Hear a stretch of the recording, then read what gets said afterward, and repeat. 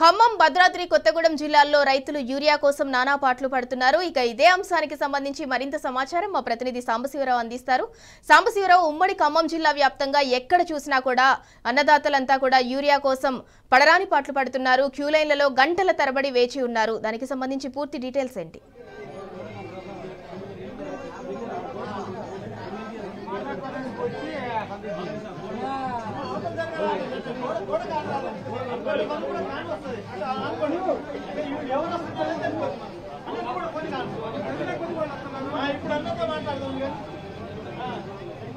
సింధురా ఖమ్మం జిల్లా వ్యాప్తంగా రైతులు అరిగోస పడుతున్నారు. అన్ని వ్యవసాయ మార్కెట్ సంబంధించినటువంటి కొనుగోలు కేంద్రాల దగ్గర ఉన్నటువంటి రైతు గోదాముల దగ్గర, అట్లాగే యూరియా సరఫరా కేంద్రాల దగ్గర భారీ ధర్నాలు జరుగుతున్నటువంటి పరిస్థితి కనిపిస్తుంది. మహబాద్ ఇల్లందు కొత్తగూడెం రహదారి 2 గంటలుగా బంద్ అయిపోయింది. బయ్యారంలో దాదాపు 1000 మంది రైతులు రోడ్డుపైన బైఠాయించి ఆందోళన వ్యక్తం చేస్తూ ఉన్నారు. యూరియా దొరకకపోవడంతో పెద్ద ఎత్తున నిరసన కార్యక్రమం తెలియజేస్తున్నారు. దాంతోపాటే నిజాంపేటలో దాదాపు 500 మంది రైతులు చెప్పులు క్యూ లైన్లో పెట్టి యూరియా కోసం ఎదురు చూస్తున్నారు. ఇల్లందు వ్యవసాయ మార్కెట్లో ఉన్నటువంటి రైతు ఎరువు కొనుగోలు కేంద్రం దగ్గర కూడా పెద్ద ఎత్తున రైతులు తెల్లవారుజామున 3 గంటల నుంచి వచ్చి బారులు తినేటువంటి పరిస్థితి వస్తుంది. తల్లాడలో కూడా రైతులు ఆందోళన చేపట్టారు. ప్రస్తుతం మనం ఖమ్మం జిల్లా కేంద్రానికి సమీపంలో ఉన్నటువంటి కలెక్టరేట్కి అత్యంత సమీపంలో ఉన్నటువంటి వి వెంకటాయపాలెం సొసైటీలో ఉన్నాం. ఇది రఘునాథపాలెం మండలంలో ఉంటుంది.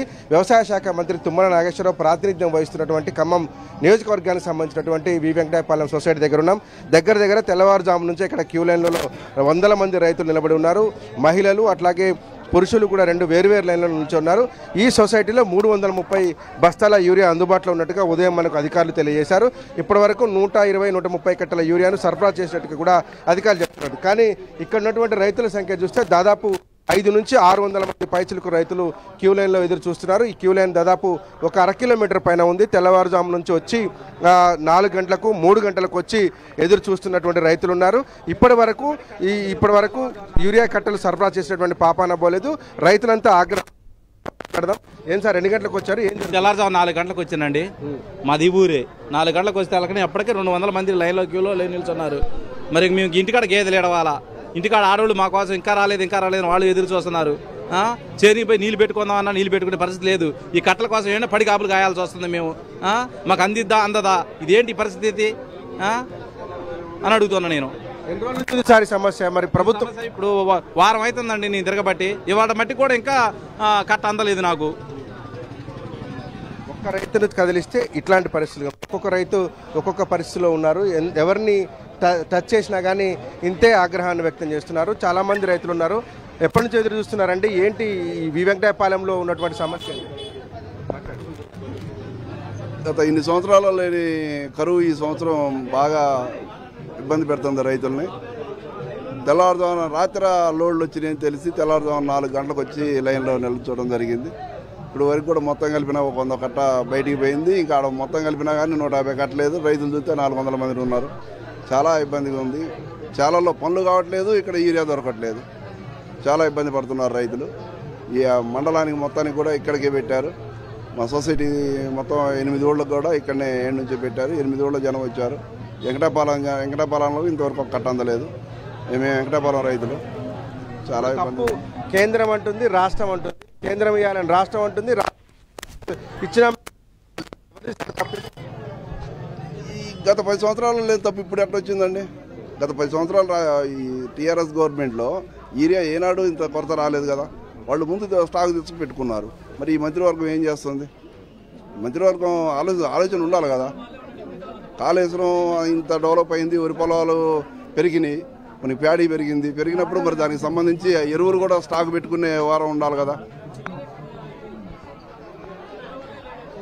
ఎప్పటి నుంచి ఎదురు చూస్తున్నారా మీరు? ఏం జరుగుతుంది?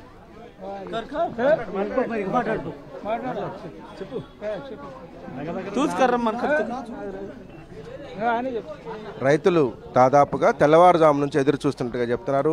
పెద్ద ఎత్తున వచ్చేటువంటి రైతుల క్యూ లైన్తో దాదాపు ఒక 1/2 కిలోమీటర్ మేర ఉంది. రైతులు చాలా ఇబ్బందులు పడుతూ ఉన్నారు. అయినప్పటికీ కూడా యూరియా సకాలంలో సరఫరా చేయకపోవడంతో ఈ క్యూ లైన్లు ఉంటున్నారు. పెద్ద మనిషి ఎప్పటి నుంచి వచ్చినవే, ఎన్ని కట్టలు ఇస్తున్నారు, అసలు ఏం జరుగుతుంది? సార్ మాది రాములదండ, నా పేరు బాను థావరియా. పొద్దున 6:30కు వచ్చామండి. ఒక కట్టే అంటారు. ఒక కట్ట తీసుకపోతే నేను 5 ఎకరాలు పత్తి వేసిన, 2 ఎకరాలు తోట ఉంది. అది ఏం సరిపోదు. కావున ఇది కారణం మెయిన్ అయితే నాకు ఉద్దేశం పరంగా అయితే సెంట్రల్ గవర్నమెంటే ప్రాబ్లం. అది సెంట్రల్ గవర్నమెంట్ ఇవ్వకుండా రాష్ట్రం మీద రుద్దటం మాత్రం కట్టు కాదు. ఆయన బొమ్మ పెట్టుకొని ఇక్కడ రైతులను ధర్నా చేయడం ఏంటండి? ఇప్పుడు తప్పు కేంద్రాందా రాష్ట్రాందా అనేది పక్కన పెడితే మీరందరు రైతులా కాదా? ఎందుకంటే మీ ఎమ్మెల్యే మీ మంత్రి తుమ్మల నాగేశ్వరరావు గారు ఏమంటున్నారంటే రైతులు ఎవరు రోడ్ల మీద లేరు, రైతులంతా పొలాల్లో ఉన్నారని. మరి నువ్వు రైతులు అంటున్నావు. అటు కేంద్రం అబద్ధం చేస్తుంది కాబట్టి ఇక్కడ రాష్ట్రం అబద్ధం చేస్తుంది. మంత్రి గారు పంచు ఏంది, సర్పంచ్ గారు ఏం చేస్తారండి? పైనుంచి వస్తేనే ఆయన సప్లై చేసేది. ఆయన వస్తుంది అన్నప్పుడు వస్తుంది అంటారు. ఈ అందరూ కూడి రైతుకు మాత్రం ఇబ్బంది పడుతుంది మాత్రం వాస్తవం. రెండోది, ఒక కట్ట రెండు కట్ట కాదు, కేంద్ర గవర్నమెంట్ రాష్ట్ర గవర్నమెంట్ చొరవ తీసుకొని రైతుకు ఇబ్బంది లేకుండా. ఇప్పుడు పొద్దున్న వచ్చినామండి, ఒక కాలు ఉడవాల్సి నాకు 63 సంవత్సరాలు కళ్ళు తిరగడానికి స్టార్ట్ అవుతుంది. కావున రైతు బాధ తీరాలంటే ఆయన గారు బొమ్మ పెట్టుకుంటుగా, ఏది మోడీ గారు ప్రతి సంతి మీద బొమ్మ ఉందిగా. మరి ఇక్కడ చిన్నగా చెప్పటం రైతుకి ఇబ్బంది పెట్టాం. పోయిన సంవత్సరం ఎలక్షన్ అప్పుడు ఏం చెప్పిండు? 200 తగ్గించిండు. ఎలక్షన్ కాగానే మరి 200 పెంచిండు. మొత్తం ఆడిచ్చేదే సెంట్రల్ గవర్నమెంట్ అని నా కోరిక. చాలా మంది రైతులు మనతో ఉంటున్నారు. ఎవరిని కదిలిచ్చినా కానీ ఒక్కొక్క రైతుది ఒక్కొక్క దీన గాథగా ఉంది. ఒక్కొక్క రైతు ఒక్కో రకమైనటువంటి కథ చెప్తున్నారు.